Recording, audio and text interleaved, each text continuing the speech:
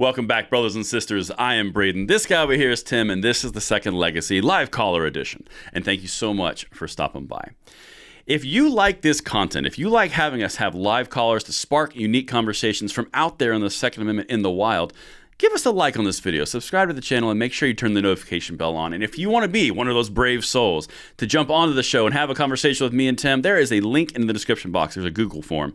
Make sure you fill that out, and we'll see if we can get you on, just like the caller we're about to do right now. And thank you so much in advance for your consideration.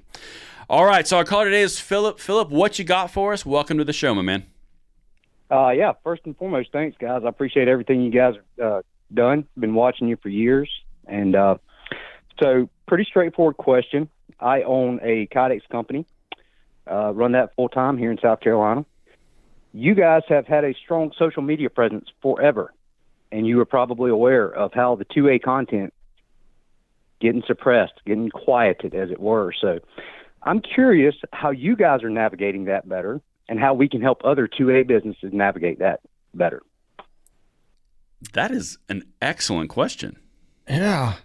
Well, first of all, what's the name of your company, Philip? I run Viper Kydex out of South Carolina. Viper Kydex. Awesome. I just wanted people to know where they could find you. So, Well, thank you. Yeah, absolutely. So, that's an interesting question. So what we deal with in social media is a little bit different, perhaps, than what a retailer might deal with in social media. Places like Facebook, Copper has a Facebook page, but every single post they make, you run the risk of getting slapped down, told that your post violates some unnamed policy, and they'll just ultimately ban you. That's happened to a number of retailers on Facebook. Instagram, same thing. I've stopped posting to Instagram because every time I make a post, they'll go dredge up some post from 5 years ago or more, and they'll ding me for it. When I quit posting, they stop dinging me. Coincidence? I think not. They're trying to dissuade me from posting. YouTube, constantly in a fight with YouTube.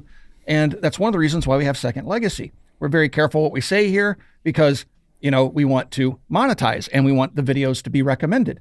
But you have to be very careful what you say, because if you trip the algorithm, all of a sudden you're put into the penalty box and your videos don't get traction.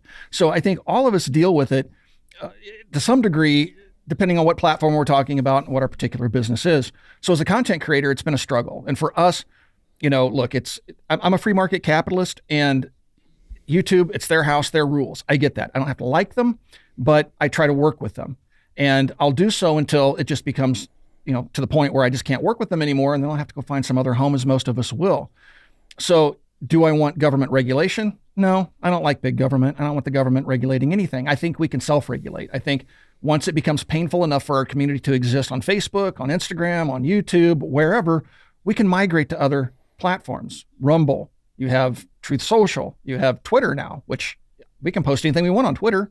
And right. So got red pilled. Right. So, I post daily deals on Twitter. You couldn't do that under the last ownership, but you can do it now. So you just have to kind of go with the ebb and flow of things. And what I don't want to see is just more heavy-handed government regulation. I think we can take care of it on our own. Yeah. And that's kind of an answer from the government perspective and kind of the interaction of social media in our experience, right? But if you were a company that was actually having a physical, tangible product, such as Kydex holsters, right? You run into something where you run afoul of, as Tim said, sometimes you get into the unknown policies. You sometimes get, well, are you selling an accessory or are you not selling an accessory? Well, what's an accessory this week? What's an accessory next week? I think the biggest thing that you really can do is, I'll use my own personal example. I originally started my entire YouTube channel as a firearms training company. So my entire channel was putting information out there to help dispel myths and help information and education around firearms. I learned very quickly some of the things that Tim was talking about, and I learned to navigate it. But at the end of the day, I eventually ended up in a position where I talk about political content. I talk about 2A stuff, 2A infringements upon our rights, 2A progress and wins that we're having across the board, federal, state, and local.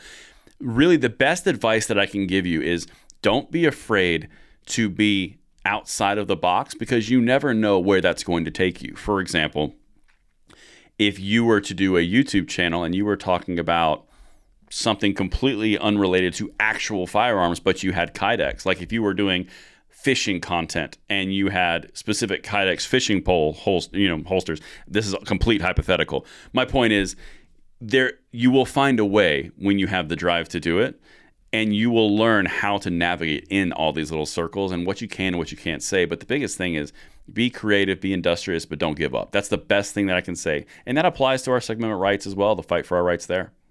Yeah. Right. I mean, it's frustrating. Those actually exist. If you wonder, those actually exist. You can buy a fishing pole holder to put on your belt now. So. That's cool. I'm not a fisherman. I just made that up as an example. That's hilarious. It actually exists. Yeah. Well, that's a little bit different of a question we usually get, but it's a good question. I think it's something that it can be discouraging when you're starting out and you're trying to figure out what's going on, what's not going, how to work, how to achieve that American dream when everything's stacked against you. I think that's a great question. I have a question for you. I think you just played. Yeah, ask away, please. So, what has your experience been on social media being a Kydex company? Have they harassed you? Are they just squashing you and not giving you the reach that you should be getting, or have they started pulling your posts and sending threatening emails? Not as much as some other guys I know. So I've been doing this for a long time. I had about a 16-year law enforcement career. I retired last year to run the business full time. Before that, I was running the business part time on my off days, and things were a little better back then. I'd say 4 or 5 years ago. Now, I think you guys mentioned kind of the unknown policies.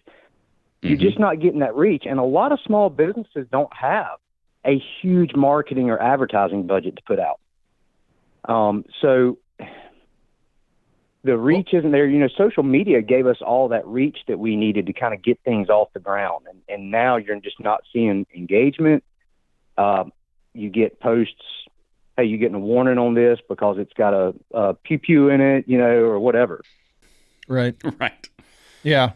No, it's definitely amped up over the last few years. I've seen that as well.